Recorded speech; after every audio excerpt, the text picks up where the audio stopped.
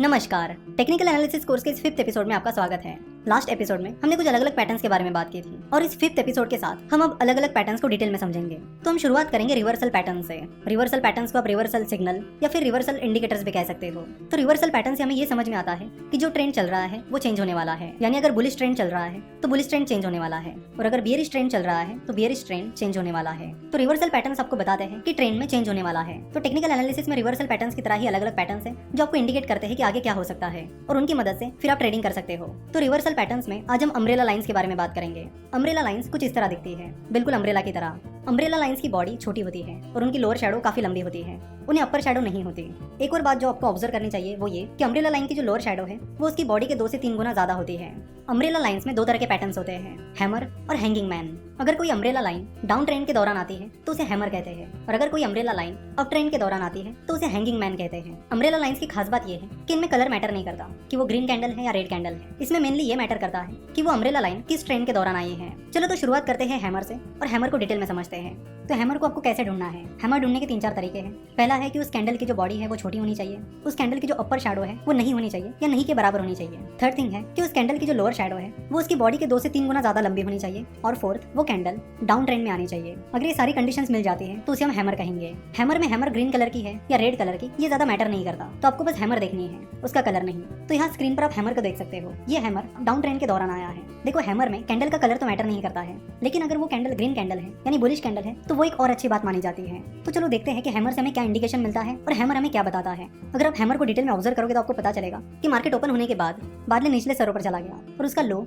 उसकी opening price से काफी नीचे रहा है, लेकिन बाद में उसकी शेयर प्राइस बढ़ने लगी, और वो शेयर प्राइस बढ़ते बढ़ते दिन के आखिर तक वो शेयर प्राइस उसके हाई के पास जाकर क्लोज हुई। यानी इवन दो शेयर की प्राइस काफी निचले स्तरों पर चली गई थी, उसके बाद शेयर की प्राइस फिर से ऊपर आई और दिन के हाई के पास जाकर क्लोज हुई। तो इसका मतलब ये होता है कि बुल्स ने फिर से एंट्री की है, यानी अच्छी खासी शेयर प्राइस गिरने के बाद और अपने दिन के लो को टच करने के बाद बुल्स ने एंट्री की है, और फिर जाके शेयर की प्राइस बढ़ते बढ़ते दिन की हाई प्राइस के पास जाकर क्लोज हुई है। जैसे कि आप देख रहे हो कि इस हैमर से पहले मार्केट लगातार गिर रहा था और फिर अचानक से हैमर के दिन बुल्स ने मार्केट में एंट्री की है, और इस बियर मार्केट में बुल के आने से ये माना जाता है कि मार्केट में चेंज हो सकता है। इसलिए हैमर को रिवर्सल पैटर्न कहा जाता है, क्योंकि हैमर आने के बाद शेयर की प्राइस के पैटर्न में चेंज आ सकता है, और यहाँ पर ट्रेडर्स बाइंग अपॉर्चुनिटीज ढूंढ सकते हैं। ट्रेडर्स यहाँ से एक्सपेक्ट कर सकते हैं कि हैमर के बाद बुल फिर से मार्केट में एंट्री कर सकते हैं, जिसके बाद शेयर प्राइस बढ़ सकती है। देखो आपको हैमर के पैटर्न की तरह अलग अलग कैंडल्स दिख सकती है, जैसे कि आप यहाँ पर देख सकते हो, लेकिन ये हैमर नहीं हो सकती, क्योंकि इसमें हैमर की जो लोअर शैडो है वो उसकी बॉडी से 2 से 3 गुना बड़ी नहीं है। तो ये कंडीशन आप हमेशा याद रखिए कि हैमर की लोअर शैडो उसकी बॉडी से 2 से 3 गुना ज्यादा बड़ी होती है। तो हैमर हमें क्या इंडिकेट करता है? हैमर हमें इंडिकेट करता है कि आप उस शेयर को खरीद सकते हो, आप मार्केट में पोजीशन ले सकते हो। जिस दिन आपको हैमर बनता हुआ दिख रहा है आप उस दिन भी मार्केट में एंट्री ले सकते हो और उस शेयर को खरीद सकते हो, लेकिन ये चीज रिस्की हो सकती है। साथ ही दूसरी चीज आप ये कर सकते हो कि जिस दिन हैमर फॉर्म हुआ है उसके अगले दिन आप उस शेयर को खरीद सकते हो। चाहे आप जिस दिन हैमर फॉर्म हुआ है उस दिन उस शेयर को खरीद रहे हो या फिर नेक्स्ट डे उस शेयर को खरीद रहे हो, तो दोनों भी वक्त आपको एक चीज का ध्यान रखना होगा कि आपको स्टॉप लॉस जरूर लगाना होगा, और वो स्टॉप लॉस आपका हैमर जिस दिन बना है उस दिन की जो लो प्राइस है वो रखना होगा। तो अगर आपको स्टॉप लॉस क्या होता है ये पता नहीं है तो आपको बता दूं कि स्टॉप लॉस आपके लॉस को लिमिट करने में हेल्प करता है। जैसे कि मान लीजिए आपने 100 रुपीज में कोई शेयर खरीद लिया है और आपने 98 रुपीज का स्टॉप लॉस लगा दिया है, तो जैसे शेयर प्राइस गिरने लगेगी और 98 रुपीज तक पहुंच जाएगी आपके शेयर्स ऑटोमेटिकली सेल हो जाएंगे। तो आगे चलकर अगर वो शेयर 98 रुपीज से भी नीचे चला जाता है तो भी आपको उससे फर्क नहीं पड़ेगा, क्योंकि आपके शेयर्स बिक चुके हैं और आपको 2 रुपए पर शेयर का लॉस हुआ है। तो स्टॉप लॉस आपको लॉसेस को लिमिट करने में हेल्प करता है, और ट्रेडिंग करते वक्त स्टॉप लॉस कंपलसरी होता है, आपको स्टॉप लॉस यूज करना ही करना है। मान लेते कि जिस दिन ये हैमर फॉर्म हुआ उस दिन की लो प्राइस 500 रुपीज थी, तो इसका मतलब है कि आप हैमर जिस दिन फॉर्म हुआ उस दिन उस शेयर को बाय कर रहे हो या फिर उसके अगले दिन उस शेयर को बाय कर रहे हो, तो भी आपको जो स्टॉप लॉस है वो 500 रुपीज रखना होगा, जो कि हैमर जिस दिन फॉर्म हुआ उस दिन की लो प्राइस थी। तो ये हो गई हैमर की बात। हैमर ट्रेंड के बाद आप बुल ट्रेंड एक्सपेक्ट कर सकते हो और उस शेयर को खरीद सकते हो। देखो कैंडलस्टिक के जो अलग अलग इंडिकेटर्स हैं वो हमें अलग अलग चीजें इंडिकेट करते हैं। तो जैसे आप धीरे धीरे सारे पैटर्न सीख जाओगे और मार्केट में ट्रेड करोगे तो आपको अपना भी कुछ एक्सपीरियंस आएगा, जिसको यूज करके आप कैंडल्स को अपने हिसाब से भी यूज कर सकते हो। जैसे कि अगर आपका एक्सपीरियंस आपको बोलता है कि जिस दिन हैमर फॉर्म हुआ है उस दिन खरीदना ज्यादा रिस्की होता है, और जिस दिन हैमर फॉर्म हुआ है उसके अगले दिन खरीदना बहुत अच्छा साबित हुआ है, तो वो स्ट्रेटेजी आप फॉलो कर सकते हो। तो ये सारी चीजें धीरे धीरे एक्सपीरियंस के बाद आपको पता चलेगी।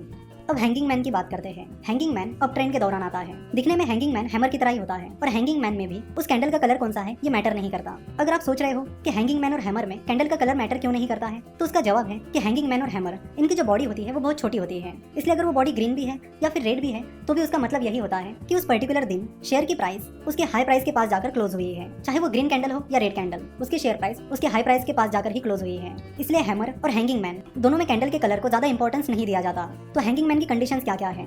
उस कैंडल की बॉडी बहुत छोटी होनी चाहिए, उसकी अपर शैडो नहीं के बराबर होनी चाहिए और उसकी लोअर शैडो उसकी बॉडी से 2 से 3 गुना लंबी होनी चाहिए। साथ ही वो कैंडल अप ट्रेंड के दौरान आनी चाहिए। तो हैंगिंग मैन से हमें क्या पता चलता है? हैंगिंग मैन से हमें पता चलता है कि मार्केट में ट्रेंड चेंज होने वाला है और बियर्स मार्केट में एंट्री कर सकते हैं, जिसके बाद शेयर की प्राइस गिर सकती है। चलो तो हैंगिंग मैन की कैंडल को देखते हैं। जैसे कि हमें पता है हैंगिंग मैन अप ट्रेंड के दौरान आता है, यानी हैंगिंग मैन आने से पहले बुलिश मार्केट चल रहा है, जिसमें शेयर की प्राइस लगभग हर दिन बढ़ती जा रही है। और उस बुलिश ट्रेंड के बीच अगर हैंगिंग मैन आता है तो उससे हमें समझ में आता है कि बियर्स ने मार्केट में एंट्री कर ली है।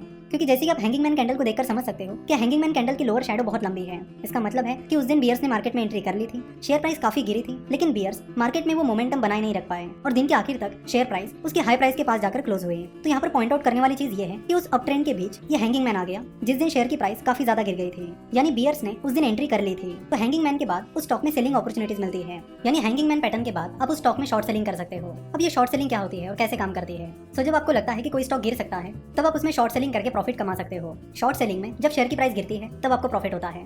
नॉर्मली हम देखते हैं कि जब आप शेयर खरीदते हो और उसे ऊंची प्राइस पर बेचते हो तब आपको प्रॉफिट होता है, लेकिन शॉर्ट सेलिंग में उसके उल्टा होता है, यानी जब शेयर की प्राइस गिरेगी तब आपको प्रॉफिट होगा। तो हैंगिंग मैन पैटर्न के बाद शॉर्ट सेलिंग की अपॉर्चुनिटीज तैयार होती है, क्योंकि हैंगिंग मैन पैटर्न ये इंडिकेट करता है कि वहां से आगे शेयर प्राइस गिर सकती है। तो जब हैंगिंग पैटर्न फॉर्म होता है तो उस दिन आप उस स्टॉक में शॉर्ट पोजीशन ले सकते हो या फिर आप उसके अगले दिन शॉर्ट पोजीशन ले सकते हो। अगेन स्टॉप लॉस लगाना कंपलसरी है और हैंगिंग मैन पैटर्न के बाद जो आप शॉर्ट पोजीशन लोगे उसमें आपका स्टॉप लॉस जिस दिन हैंगिंग मैन पैटर्न फॉर्म हुआ है उस दिन की हाई प्राइस रहेगी।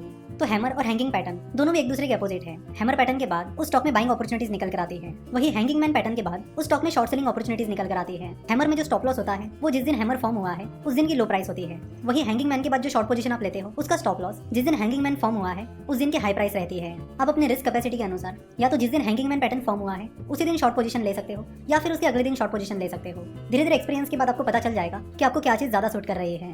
हैमर पैटर्न के बाद बुलिश ट्रेंड आएगा कि नहीं, ये चेक करने के लिए आप एक और चीज कर सकते हो।